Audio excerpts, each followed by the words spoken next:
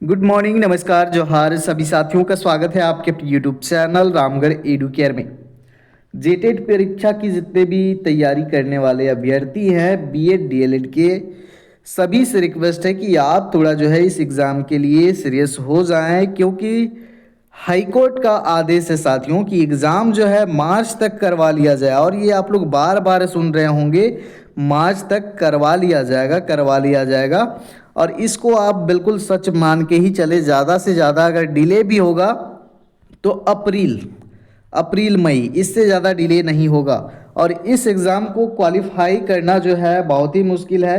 10 से 12% ही अभ्यर्थी क्वालिफाई कर पाते हैं। सीटेट आप देखे हैं, अगर सीटेट अटेम्प्ट किए होंगे, आप देखते होंगे सीटेट जो परीक्षा है उसमें भी इसी तरह का रहता है पासिंग परसेंटेज। पेपर 2 में तो यहाँ पर 8-10% लोग पास करते हैं, पेपर 1 में 12-13% पास करते हैं। तो इस तरह से यह जेटेट का जो पेपर है आपका सीटेट के जैसा ही कठिन होता है, बहुत ज़्यादा हल्के में नहीं लेना है साथियों।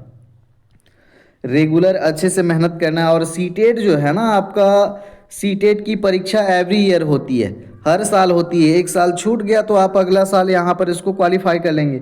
लेकिन जेटेट में रिस्क बिल्कुल भी नहीं लेना है भैया। क्यों? क्योंकि यह जो परीक्षा है आप देख सकते हैं 16 के बाद 25 में हो रही है, और 25 में हुई नहीं है, 26 में होगी। मतलब यहाँ पर देखिए, एक दशक के बाद में, 9-10 साल के बाद में हो रहा है। तो एक बार जेटेट मिस हो गया तो फिर आप 10 साल वेट करेंगे, और 10 साल वेट करेंगे तब तक से आप क्या हो जाएंगे, बूढ़ा जाएंगे, शादी विवाह, आपके बाल बच्चे हो जाएंगे। ठीक है, पढ़ने का बाद में फिर जेटेट निकलेगा दोबारा मन भी नहीं करेगा। इसीलिए आप लोग जो हैं एड़ी चोटी का जोर लगाएं यहाँ पर जेटेट के लिए, क्योंकि रेगुलर होने से दिक्कत नहीं था, अपॉर्चुनिटी मिलते रहती तो प्रॉब्लम बिल्कुल भी नहीं थी। यहाँ पर सिस्टम ही ऐसा है कि क्या ही कहें। ठीक है, तो जो अपडेट है आपको दिखाता हूँ, उसके बाद एक बार फिर से एग्ज़ाम पैटर्न सिलेबस आपको दिखाता हूँ। तो ये देखिए, बहुत पहले का नहीं है, ये श्रीमती मंजू कुमारी के द्वारा पूछा गया था 9/12/2025 को, अल्पसूचित प्रश्न संख्या। और ये प्राथमिक शिक्षा निदेशालय यानी कि स्कूली शिक्षा एवं साक्षरता विभाग को कुछ कुछ सवाल पूछे गए थे साथियों जेटेट के संदर्भ में, कि जेटेट कब तक आयोजित किया जाएगा, क्या चेंजेस किए जाएंगे, यही सारी चीज़ें। तो यहाँ पर अंतिम जो आपका क्वेश्चन यहाँ पर पूछा गया था इनके द्वारा, यदि उपयुक्त खंडों के उत्तर स्वीकारात्मक हैं तो क्या सरकार छात्र हित में यथाशीघ्र झारखंड शिक्षक पात्रता परीक्षा जेटेट आयोजित करने का विचार रखती है? यदि हाँ तो कब तक, नहीं तो क्यों? यहाँ पर क्लियर स्कूली शिक्षा साक्षरता विभाग का यहाँ पर जवाब था साथियों, क्या था, माननीय झारखंड उच्च न्यायालय द्वारा दिनांक 31/3/2026 तक जेटेट परीक्षा आयोजित करने का निर्देश दिया गया है। तो आप इस बात को ध्यान से समझिए और सीरियस हो जाइए, बिल्कुल हल्के में नहीं लेना है, क्योंकि मौका बार बार नहीं मिलता है, 10 साल के बाद मिलता है। पास करके रहना बहुत ज़रूरी है। 31/3/2026 तक जेटेट परीक्षा आयोजित करने का निर्देश दिया है हाई कोर्ट ने, झारखंड के हाई कोर्ट ने। तो इस बात को आप गांठ बांध लें और इसी को ध्यान में रखते हुए आप आगे बढ़ें। तो जो पहले का जो ड्राफ्टिंग तैयार किया गया था ऑलमोस्ट वही सिलेबस आपको फॉलो करना है। और ये सिलेबस एग्ज़ाम पैटर्न हमने पहले भी डिस्कस किया हुआ है साथियों। जो अभी बीएड में हाल फिलहाल में नामांकन लिए हैं, डीएलएड में नामांकन लिए हैं, वो पूछते रहते हैं कि हमें अवसर मिलेगा कि नहीं, हम योग्य हैं कि नहीं। तो जब फॉर्म निकाला जाएगा, फ्रेश फॉर्म निकलेगा, ये जैक पर डिपेंड करता है। जैक जब फॉर्म निकालेगी तो वो अपियरिंग को मौका देगी कि नहीं, तभी पता चलेगा, अभी कहना मुश्किल है। तो यहाँ पर 1 to 5 और 6 to 8 यहाँ पर जो पैटर्न है साथियों, 6 to 8 में यही आपका पैटर्न है। सीडीपी है 30 क्वेश्चन 30 नंबर का, भाषा 1, भाषा 2, उसके बाद में वैकल्पिक जो है आपका सब्जेक्ट ओरिएंटेड होता है। तो ये सारी चीज़ें आपको ऑलरेडी पता है। 150 क्वेश्चन 150 मार्क्स के लिए विदाउट एनी नेगेटिव मार्किंग, कोई भी नेगेटिव मार्किंग नहीं है, ये अच्छा होता है। तो यहाँ पर टाइम भी आप देख लें, समयावधि 1 to 5 के लिए 2.5 घंटा, उच्च प्राथमिक 6 to 8 के लिए 2.5 घंटा। अगर दृष्टिबाधित हैं, दिव्यांग हैं, उनके लिए 30 मिनट अतिरिक्त दिए जाते हैं। ये 1 to 5 का एग्ज़ाम पैटर्न है। CDP 30 है, लैंग्वेज 1 30, लैंग्वेज 2 30। उसके बाद में आपका जो भाषा है, भाषा 2, भाषा 1, भाषा 2, गणित में 30, पर्यावरण अध्ययन में 30, टोटल 150 अंकों का ये 1 to 5 के लिए भी परीक्षा। बाकी योग्यता आपको पता है, ये जो क्वालिफाइंग मार्क्स है कितना में आप पास करेंगे। सामान्य वर्ग और जो EWS हैं 60% लाना होगा, और BC1 BC2 ST SC और जो विशेष रूप से कमज़ोर जनजातीय समूह हैं इनको 55% मार्क्स जो है लाने होंगे क्वालिफाई करने के लिए। टारगेट आप ध्यान से देख लेंगे, सिलेबस एक बार फिर से आप देख लें, और यह PDF तो हमने टेलीग्राम में दे ही दिया है। और जो जनजातीय और क्षेत्रीय भाषाओं की सूची है यहाँ में से आपको एक कोई भाषा रखना है।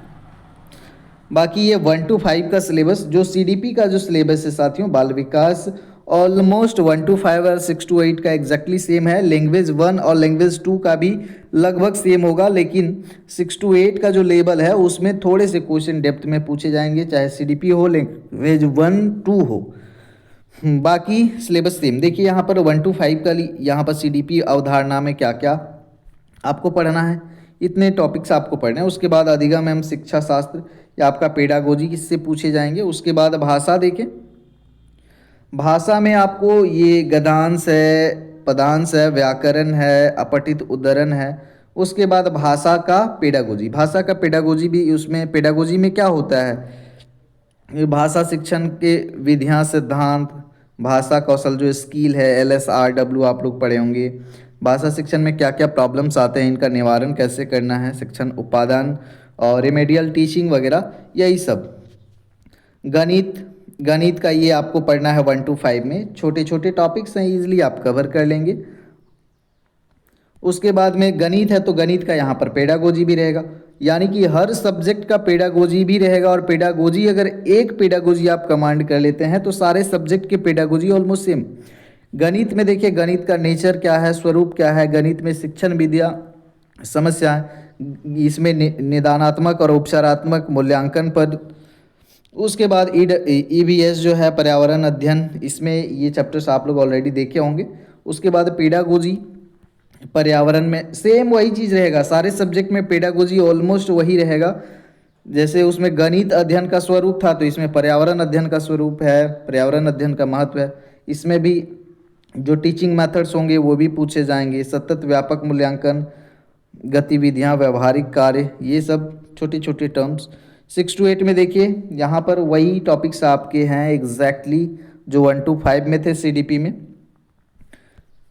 विकास की अवधारणा, अधिगम से संबंध पढ़ना है, बाल विकास के सिद्धांत, अवस्थाएं, चाइल्ड सेंटर्ड एजुकेशन, क्रिएटिविटी है, व्यक्तिगत विभिन्नता, सतत व्यापक मूल्यांकन, जो विशेष आवश्यकता वाले जो हैं, स्पेशल नीड्स वाले जो चिल्ड्रन हैं उनको शिक्षा कैसे देना है।